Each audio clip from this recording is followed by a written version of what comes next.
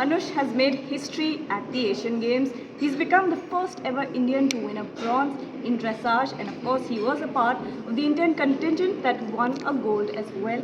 Anush, lovely to have you here. Thank you. Tell us about your journey. How did you get into equestrian? I did not have the typical journey of an equestrian you would normally see in Europe. I do not come from a horse family that had its disadvantages, of course. And I started where I really started training in the sport was actually only in 2017. Before that, I did it kind of for hobby, not really training like I'm supposed to reach these levels. I had a very late, relatively late transition into the sport, and not an easy one because the shift to Germany was very difficult for me personally. Came from a very sheltered life in India, not needing to do household chores like the laundry, like cooking, cleaning, and also going to Germany. I did not know any people, I did not know the language. It was not easy, and especially I was riding with people who were really good riders, so see them every day much better than me was also not easy for me personally because I hate to accept defeat. That's always the person I've been, but at the same time it also motivated me to work hard, seeing the passion, seeing the commitment to work hard, to be as good as them, maybe even better than them. That was my motivation, and yeah.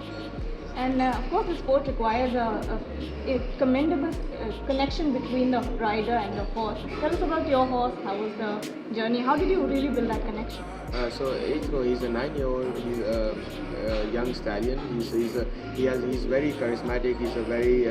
He has a very strong personality. I think he showed his strong personality through his performance. He was for sure one of the youngest horses there, and the way he had never been in a stadium in an atmosphere like that because it's not easy. You don't have atmospheres like the Asian Games. It's only once in 4 years, and so the way he flew and the way he performed was just amazing. And I think our bond, like we had a very young partnership. I only started riding him in February, and the Asian Games was in fact only our 7th or 8th show together. So we gelled quite quickly, and I tried. I gave a lot of time to him, and I tried to understand him, what he likes to eat, not only while they're riding, even everything else. And I think that played a huge role in our successes.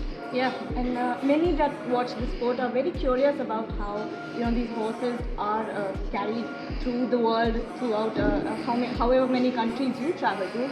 Does that travel have an impact on the horse's physical or mental health? If yes, how is it dealt with? So the travel, it's a huge part. Like let's say if the horses are traveling to China, like it's a huge, it's a really long journey. For example, the horses are staying in containers for around I think 19 to 20 hours. That's really long. Even if we are only staying at one place for 19, 20 hours, Yeah. you can imagine how tired we'll get. And luckily, we had the best possible. Support system. Pete and Bloodstock was the company which was organizing everything, and that was really amazing. But still, it is a very tiring journey, and we had to make sure that the horses get enough number of days off once they land in China before we can start training. Because if the horses feel tired, if they feel sore after the trip, many horses do not drink. Luckily, not only my horse but all of our horses traveled very well, so that was of course very good. But it's also very important even when we are traveling in Europe, even if the horses are traveling only for let's say 6-7 hours, it's a long time, and also 6-7 hours and then competing, so it's very important to give them a few days off depending on the horse. Like for example, Athro, he knows his job, and it's very important that he gets these days off, otherwise he gets mentally very tired. So it was in the beginning, because I did not know him much, it was difficult to find the right balance to so that I give him enough time off, but also that he stays in the training, that his body does not get unfit. So yeah, it took some time, but we got it done. Yeah, and all around the world, equestrian is still considered a very niche, a very elite sport. Yes.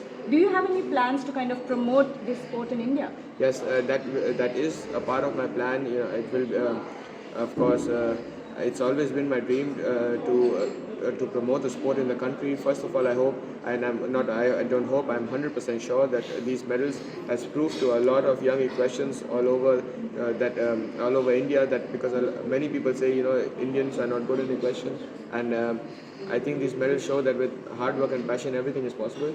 And once I'm finished with riding, once I have more time, my plan is to promote others. I don't know if I will build a facility or what program I will be. I have to think about it, but it will be my dream to help others. And like I said, they don't even have to win medals, or even if I just see that bring joy to others, I think that's amazing.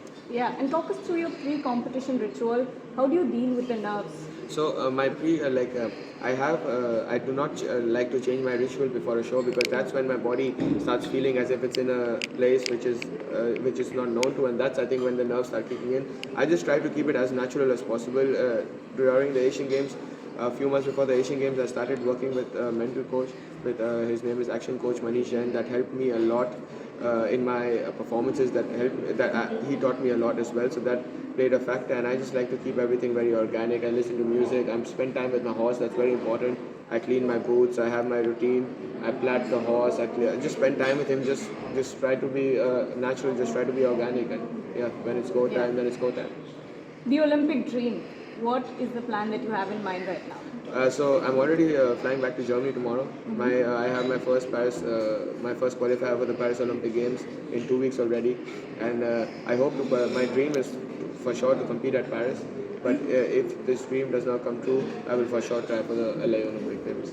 And of course, the final question, since a lot of young kids will be watching this show as well, what advice do you have for young kids who are watching this? Since, equestrian is a very resource-intensive game, it's very expensive as well.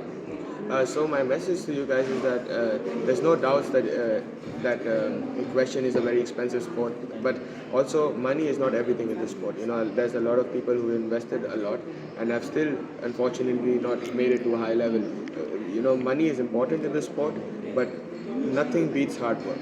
Hard work will always beat hard work, dedication, and also not only hard work and dedication for, let's say, a span of few months. You have to continue. Like, hard work, dedication for a longer period of time will always overcome every problem. And I hope that these medals show everyone that it's not impossible. It's more difficult coming from India for sure to make it in the sport, because you have to ship abroad, you have to give up a lot, you have to sacrifice a lot.